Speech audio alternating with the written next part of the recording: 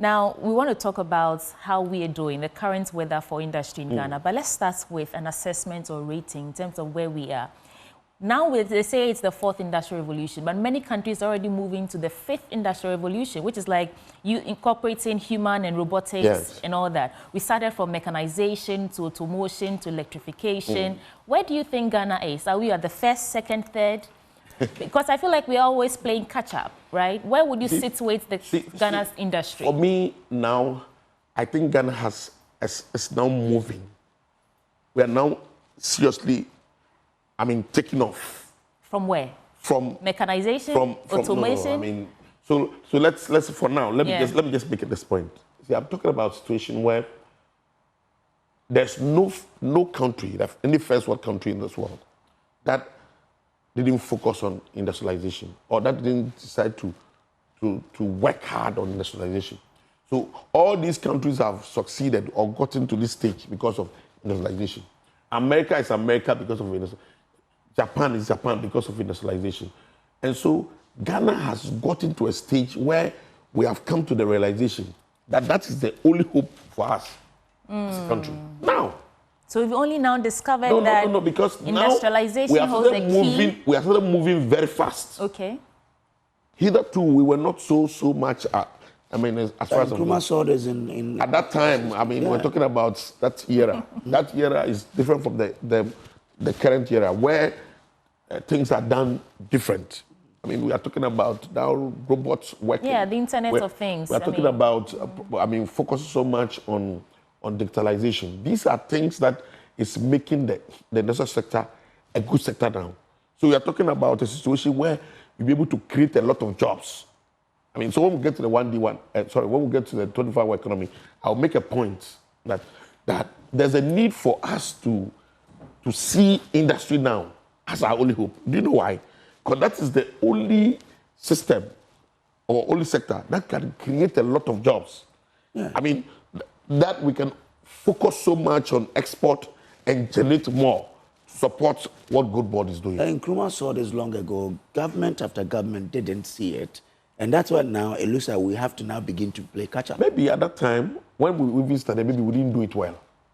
We thought we were doing it well, but we didn't really do it well. So my point is that you cannot compare, what you learned in school and what you did with your child who is in class 4 now. The systems are different, 2 different systems. And so I believe that now Ghana is seriously serious. Really? Okay. That's my point. That's because you could clearly see that we want to now get there. And that's the point I'm making to you. Because before this time, we're not so much interested in proper industrialization. Areas that can create a lot of... See, we have always said that the productive sector of every economy, is the hope of the real sector. Note, and the industrial sector carries the country along with the time, because that will be able to generate a lot of employment. That will be able to also, create a lot of jobs outside. Revenue outside for us. Through export.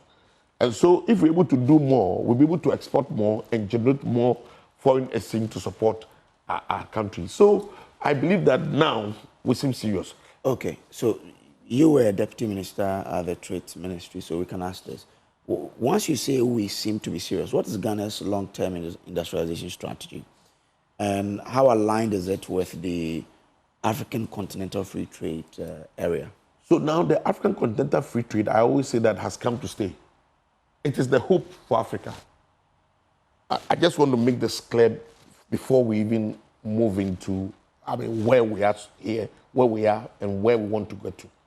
Because now the only hope for Africa is for us to trade amongst ourselves. Sure. Because at first we're getting other, either reciprocity agreements or arrangements or other free benefits like AGOA, like EPA arrangements. We're getting benefits. But now most of the countries are becoming a little difficult, like America. So what hope do you have now? The only hope we have as Africans is to start thinking of trading amongst ourselves as Africans. the 55 African countries must decide to say, this is the only hope for us. Okay. Let's start trading amongst ourselves. Because out of the 55 countries, apart from Eritrea, all the countries have signed agreement. And almost 47 countries have ratified the agreement, which means that now we are ready to do business amongst ourselves. So let us take off. All the, protocols are ready, rules of origins have been set up.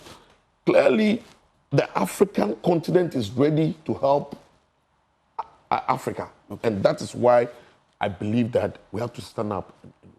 Now, you see what Ghana was doing. Ghana was those, I said earlier on that Ghana was not so serious. Some time back. You may see it differently or you may say it differently.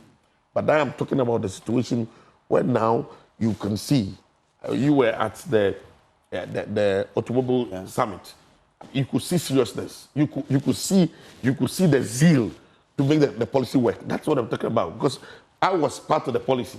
And the difference between then and now is vast. In fact, let me give you some figures to back your point and to also expand the conversation. So it turns out Ghana's industrial sector recorded the slowest growth among the 3 major economic sectors in the first quarter of 2025, in comparison to the other sectors, And we expanded by 3.4% year on year, which means among all the gains made, industry is the one lagging behind. What do you think are the underlying factors?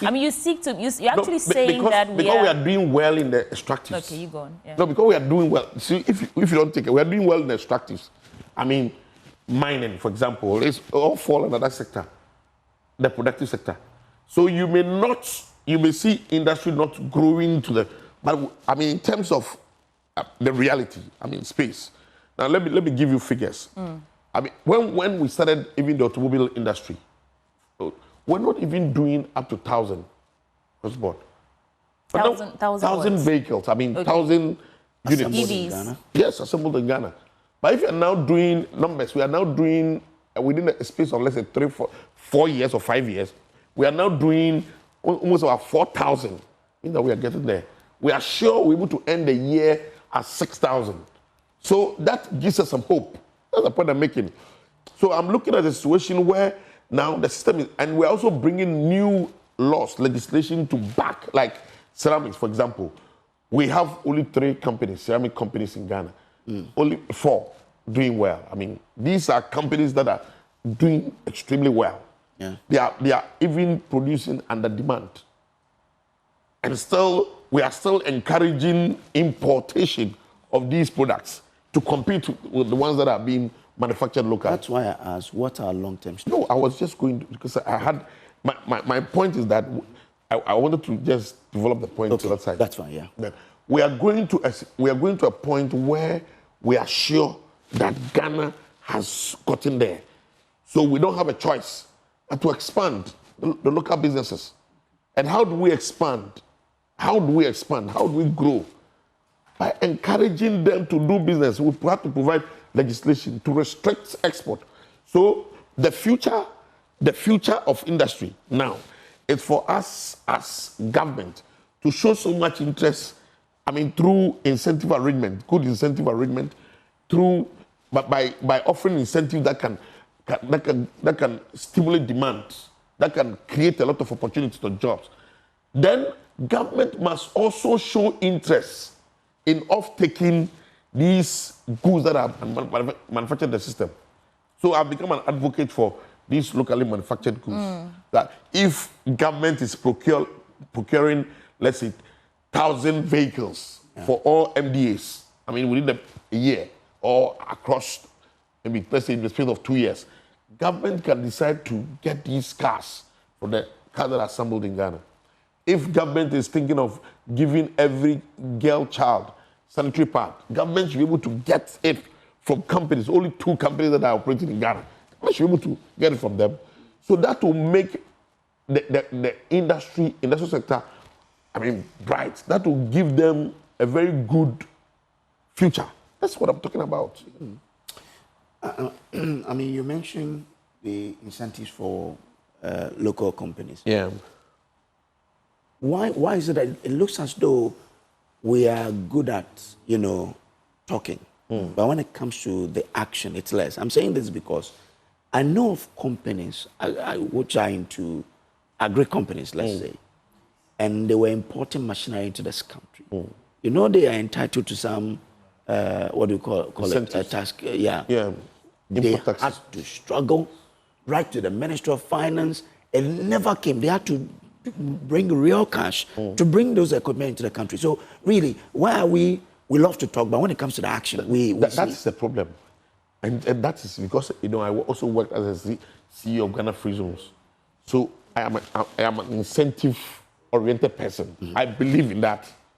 I've had a lot of issues with our finance ministers. I mean, when I was in government, when we were in government, I had issues because, see, for me, because of the work that I did, and currently also working for the World Free Zones Organization, the sub-region, I tell you that the kind of fiscal incentives government is offering is not even mouth-watering. I'm telling you for a fact.